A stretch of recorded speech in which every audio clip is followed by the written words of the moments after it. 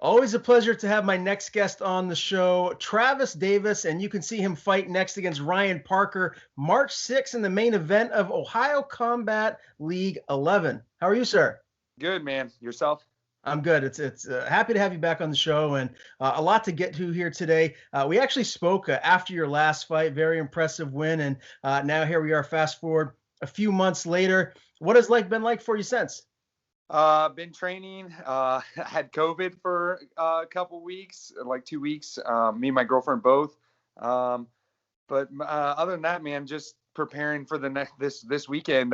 Ready to get back into the cage and keep climbing the ranks here, and hopefully, there's a shot coming after this one if I get the W. So. Yeah, hopefully that is the case. What were the symptoms like when you had COVID? I know it's affecting everyone a little bit differently. What was it like for you guys? Yeah, so my girlfriend got it a lot worse than I did. I mean, she had the diarrhea, the headaches, the nausea, the cold sweats, and loss of smell and taste and stuff. For me, it was mostly sinus. It was sinus, and then I a couple of days I had like the cold sweats and just like the fatigue mostly. For me, it was more fatigue and yeah, I mean, other than that, I think I recovered a lot quicker than she did. And then I started kind of working out and pushing the pace a lot more towards the end of my quarantine. So, overall, I don't think it was that bad. For a couple of days, it wasn't the best time around Yeah. here. Is your girlfriend better now, back to Oh, yeah. 100%? Yeah, she feels much better.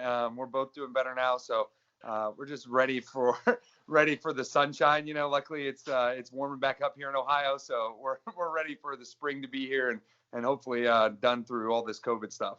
Yeah, no doubt. How long were you guys quarantined at the house, and how are you able to I guess, get the food and the things, the necessities to be able to live during that time period? Well, luckily living here in Columbus, Ohio, man, you can have anything delivered to your house. So, we were having our groceries dropped off. And obviously, I'm fighting out a catchweight for this fight. So I didn't have to worry about too much of restricting on my food intake, as far as ordering out and stuff during the quarantine. But, for the most part, like you can have anything delivered here. So that wasn't too big of an issue. We were quarantined for 14 days. And so we started, I don't even remember the dates for it, but yeah, 14 days we pretty much spent inside. And then after that, we started joining the community again. Did you guys get to, I guess, catch up on some Netflix series or anything while you were at home? Like, what was that day-to-day life like? Yeah, a lot of watching TV, a lot of laying around. Like I said, like the biggest thing that affected me the most was the fatigue part of it. So like I would get up and do some stuff, and then I'd just be like exhausted for like 3 or 4 hours, and then I'd want to just like take naps or fall back asleep or whatever. We watched a lot of movies. We actually ended up like downloading like HBO Max and stuff because we were running out of movies to watch, and we were trying new apps and stuff. There was a bunch of new movies being dropped on HBO Max, so we've been watching a lot of that. So what are the one or two series or movies that you've watched that stood out? Give me some suggestions here. Oh man, oh, you're gonna put me on the spot like that. I'm gonna draw nothing but blanks here. We started watching the new Clarice show that's on, I think, Amazon Prime. Um, let's see, the HBO Max show. I'm trying to think of that. We just watched the new Tom and Jerry. That was pretty that Yeah. was pretty funny. Yeah, I mean, honestly, we've binge watched everything. I'm trying to think of was it Red Oaks? Is it an older show on Hulu, I think, or Amazon? And that's a pretty funny show. You ever seen Your Honor? You know what I'm talking about? No. With Bryan Cranston, the lead in Breaking Bad. Yeah, yeah, yeah. Yeah, he's the lead in this show. There's only one season that's been out so far. I feel like it was on Amazon Prime. I can't remember 100% which platform I watched it on, but if you're looking for something else to watch, that sucks you in and keeps you right on the end of your seat. So a suggestion from me right there. I'll definitely check it out for sure. We're looking for new stuff to watch. Yeah, aren't we all nowadays? Now, one of the things I'm curious about, obviously, very happy that you're back to 100% health. You and your girlfriend, you got through the COVID. There's a lot of athletes that have contracted the virus that talk about their cardio being affected afterwards. You know, their lungs not being really at full capacity, being able to function properly. Have you made a concerted effort to really dial in and focus on your cardio even more so since you contracted COVID? Yeah, absolutely. So that was my biggest concern when, uh, being 4 or 5 weeks out from a fight and then contracting COVID. The biggest concern was my cardio, and it was like, how much is this going to affect my conditioning? Like I said, I feel like I was probably, I feel like I was in some of the best shape. Like I've been in the best shape that I've been in for a long time now, like consistently. So I don't feel like I lost. I didn't feel like I lost a whole lot. The first day back was a little rough. I felt like it wasn't really like I was short of breath or that per se, but it was just like the fatigue part was really kind of playing on me for the first 2 days. But after that, man, I felt like my lungs were right back underneath of, and I had them. So yeah, no, I didn't think it affected me too much, but I'm sure other people it hits them differently. Like as a lot of people are getting different symptoms, and like my girlfriend had way worse symptoms than I had, even though we were together the whole time. So um, I didn't feel like it affected my lungs very much at all. I was a little concerned the first day back, but I think that was just like, you're gone from the gym for 2 weeks and you go in and everyone's trying to kick your kick your butt, and then you got to deal with, you're in fight camp mode as well. So I think it was just more of like it was more of a mental exhaustion than it was actual like my lungs. Gotcha. Did you have any training partners or coaches or anyone that when you first got back were kind of like, I'm not so sure I want to wrestle or do any training or anything with you. You just go there No, for a little bit. no, only because like most of our MMA team got COVID like back in January. So all of them were like, oh, I already got it. Come on in. So so everyone was kind of like, we've already had it, or I think at this point, most people are especially the people who are being active and are out and about. Not the ones who are in their house and avoiding it. But I think the ones that are out and about are kind of under this. It's like I'm either gonna get it or I've had it, or I'm gonna, it's something like that. I think the people that are more active and at the gym and stuff, I think they're less worried about the COVID per se. Yeah. What are your thoughts on the vaccine? Is that something that you'd like to get, or are you going to wait on that? Well, I think I'm gonna wait on that, man. To be honest with you, I was in the, I did 4 years in the Marines. I signed up for 4 years of them stuffing me full of antibiotics and viruses and antiviruses and stuff. I think I'm gonna hold off. I'll wait a little bit longer and see how everyone else turns out from it. I'm with you 100%. That's exactly how I feel. A lot of people that are close to me are excited to get it. I'm more like you. I'm going to hang back. I'm going to wait, see what unfolds, and then. Especially like they're letting a lot of these emergency vaccines get approved and stuff like that. Like, I mean, I don't know, man. I'm not a big fan of putting stuff in my body. I don't know what it is. Yeah, no, 100% agreed. Now, I know you wanted to get on the Ultimate Fighter. Is that something that's still a possibility? I mean, is this accepting this fight going to affect that at all? I honestly don't know. I mean, I put in my application for the Ultimate Fighter. I never heard back from them as far as like if I was selected, not selected. I touched base with my management, Iridium, and they said that they had reached out to some of their other guys and they never heard anything about me. But obviously, I'm still interested, very interested in doing the Ultimate Fighter. I know they postponed it. I don't even think they're starting it. I don't think they've even announced the coaches yet, have they? Not that I've seen. I've heard rumors, but they haven't announced it yet. They would be like Jorge and Usman, and then they were talking like maybe Kobe and Usman and Kobe and Masvidal, like, or Jorge. So I don't know, man. I don't think they really know when it's happening yet. But I'm still like, obviously, I'm hoping that when I sent my application in, I was 8-4 at the time. Now I'm 9-4. Hopefully, I'll be 10-4 after Saturday. So on a 2-fight win streak. So maybe it's a little more. It looks a little more appealing to them, than the 8-4 record. So yeah, man. Obviously, I would, if they said, "Hey, we need you in Vegas next week," I'm there no matter what. Like, I mean, this is what I've been training for the last 11 years, is to just get the opportunity to either fight for the UFC or Bellator or one of these bigger organizations. Yeah, I gotta get your take on this too, because I heard that Usman is out until like later this year, and Yeah. he's beat Colby. and he beat Masvidal. Wouldn't it make sense for Colby and Masvidal to fight one another and then be the coaches? Because there's already so much animosity. They're ex-teammates. Then the Yeah. winner takes Usman on, right?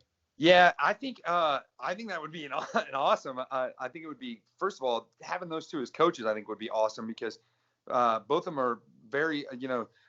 Masvidal has been around forever. He's a seasoned vet. He's been UFC since he was like super young. Sorry about that. He was in the UFC since he was super young. And Kobe is a cardio machine, man. Like, I mean, I would love to see what his training camp's like and like how he conditions himself. But yeah, I think it makes sense for those two to fight. For whatever reason, I think Masvidal is going to hold out, though, man. I think he's ready. I think Masvidal took a turn like about a year ago where it became way more about money to him, which is smart. I mean, if you're investing in yourself and the money fights, I mean, as far as like the BMF title and all that stuff like that, I mean, he's in a good spot to kind of call his own shots. And so I don't know, man. I would love to see that. I'd love to see that fight though between those two. Yeah, me too. And you mentioned Iridium, your management agency. How awesome is it to have those guys repping you and behind you because they really are as good as it gets, man. So for any fighters that are out there that are young, that are up and coming, that are looking for management, can you just talk about what they do for you as a professional athlete to help get you to that next level? Yeah, man. So obviously the management, they're constantly working with the UFC and these bigger organizations, negotiating with them. And, Iridium has, when I signed with them, like 3 or 4 years ago, I think it was like 3.5 years ago or something like that. They were still a little bit smaller, you know what I mean? And now Iridium's blowing up. They're signing all kinds of really hot prospects coming up. They've cornered the market in Ohio, man. They've signed probably 4 or 5 guys from like Stipe Gym up in Cleveland over the last 6 to 8 months or whatever, or year even. So yeah, man. They're always taking care as far as like getting you your fight shorts, reaching out to reaching out to the media, getting me like time with these interviews and stuff, getting my name out there. When the tough thing came around, they were immediately asking me if I was interested in getting my contracts and stuff over. But I think most fighters starting out, I don't think they need management like their first couple of fights. But once you get to that, where you're like teetering from the regional to the next level, you got to have that buffer in there. And that's your management team. That's those people that are pushing you and taking you to that next level. Hopefully, I get that W this weekend and, my shot comes up next. So that's what I'm looking for. No doubt about it. Very well said. Let's talk about that next level because this Saturday there's a pretty big pay-per-view. Few good fights on that card, 3 title fights. Yeah. I get some picks, man. Who do you see winning those title fights on Saturday? Oh, all right. Remind me. I know there's the obviously the main event, John versus Israel Adasanya. Honestly, man, I think John wins that fight. He's just looked unstoppable his last 6 fights. He's got such fast hands, man. I think that's what I think that's where he catches a lot of people off guard. Like, people don't think he's as fast as he actually is. But again, Adesanya, or for Adesanya, John's a perfect matchup for Adesanya. He's a big power puncher guy. He's going to try to explode, cover distance, and Adesanya's got great footwork, great range, great length, knows how to use his kicks really well, especially against big guys that he doesn't want to trade with. He's good at staying on the range and stuff. So I honestly think John wins it. I think John might upset Israel and give him his first loss. But Izzy's a stud, man. That guy, I'll tell you right now, like, he's the John Jones of 185. His body frame, he's tall, he's long, he's lanky, and he's such a good kickboxer that a lot of guys just can't handle his style, man. It's just, he's fast, super long, and his fight IQ is super high. I mean, you can just tell by watching him the way he fights and dissects people down, and his setups for his kicks and stuff. So I don't know, man. I think John pulls it off. Just with I think if he goes forward and takes and puts Adesanya on his back, or like on his back foot, moving backwards, then he wins the fight. If he lets Izzy move around and pick him apart like he does everyone else, then yeah, I mean, Izzy Izzy remains undefeated and 2-time champion, I guess. Yeah. Hopefully the guy goes up to 205 after that, because I don't think anybody in the 185 wants to fight him anymore. And then what else you got? You got Amanda Nunes and Megan Anderson, and then you got Petr Yan and Aljamain Sterling. So the Amanda Nunes fight and the that fight really excites me versus Anderson. Only because I think Anderson gives her more trouble just because of her size. She doesn't really. She's only Nunes has fought like Cyborg, who was one of the bigger girls in the women's divisions, and I think Cyborg was, I think if that fight would have been way more fun if they fought like 4 or 5 years sooner, I think Cyborg's getting towards the end of her career.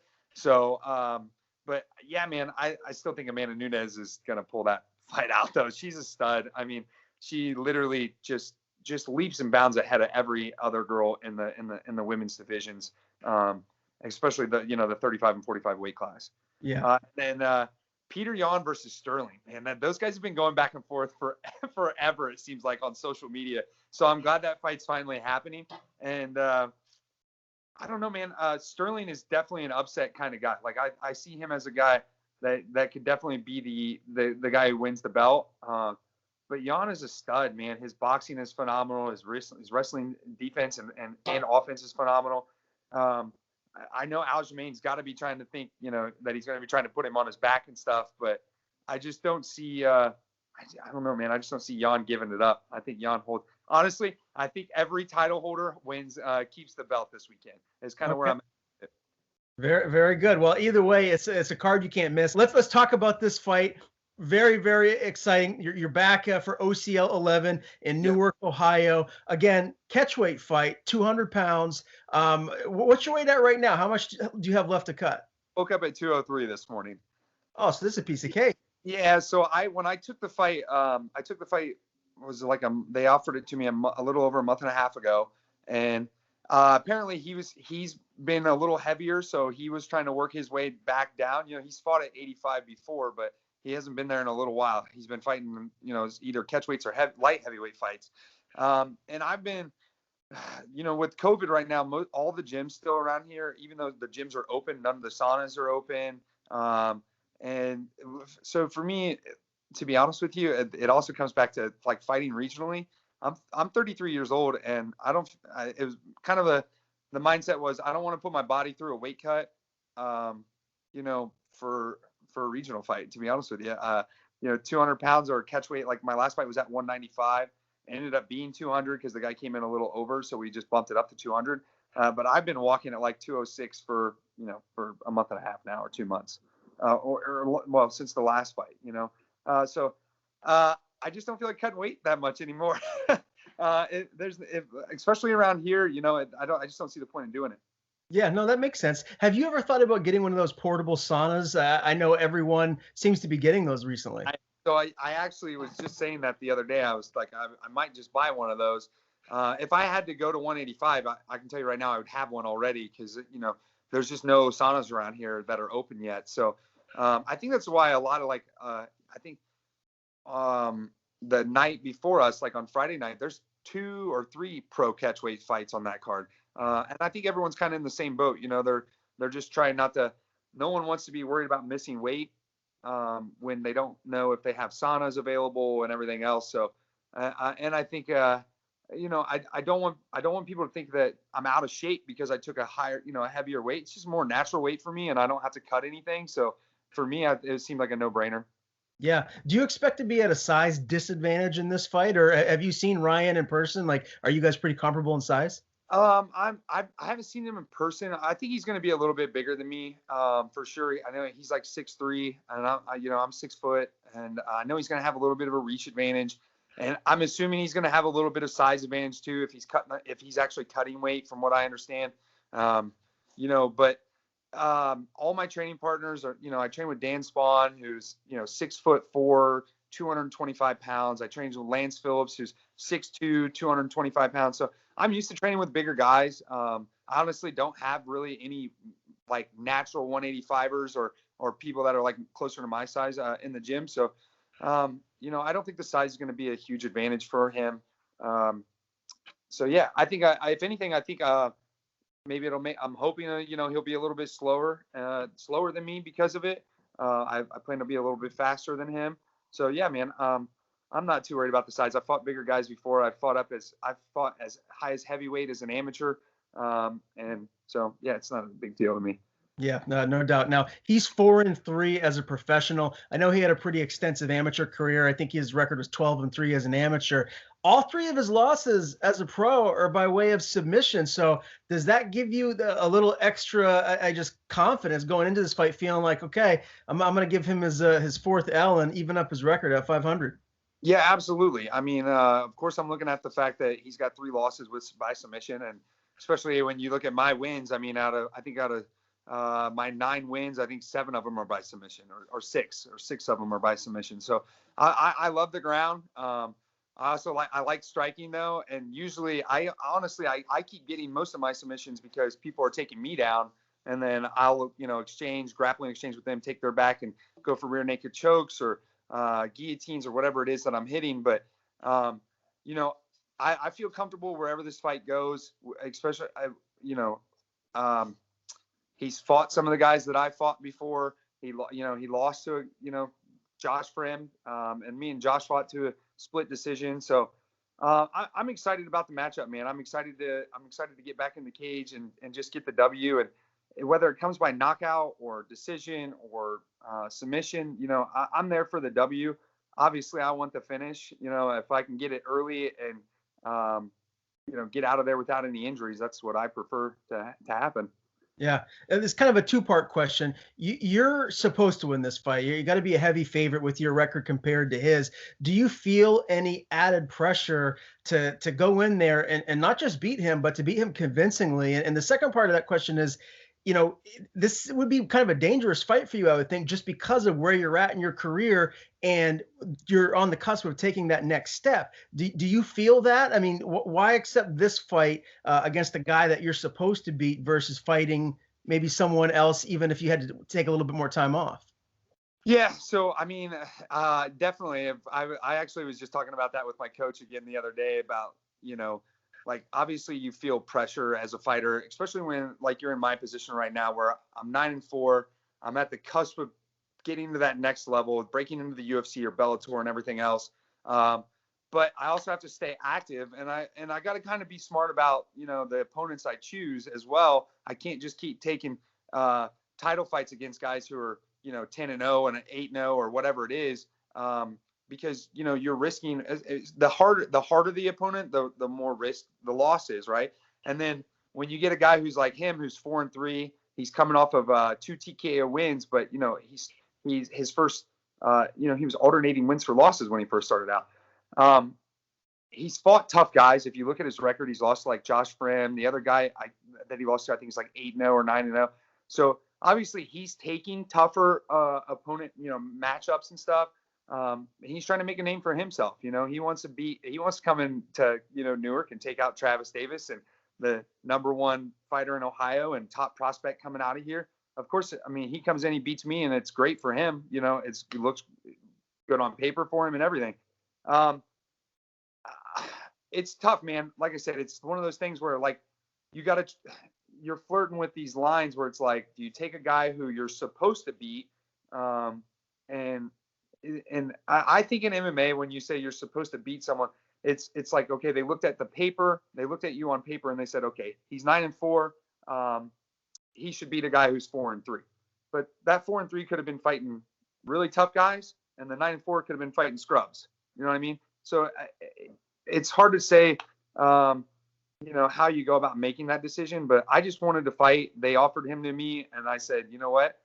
Yeah, he wants to make a name for himself off of beating me. Well, I'm just going to use him as, another stepping stone to get to where I need to go. Yeah. Okay. Well, I know everyone's excited to see you climb back in the cage and fight again. So really excited for everyone in your area to see you main event another OCL card here. Before I let you go, official prediction, man, how do you see your hand getting raced?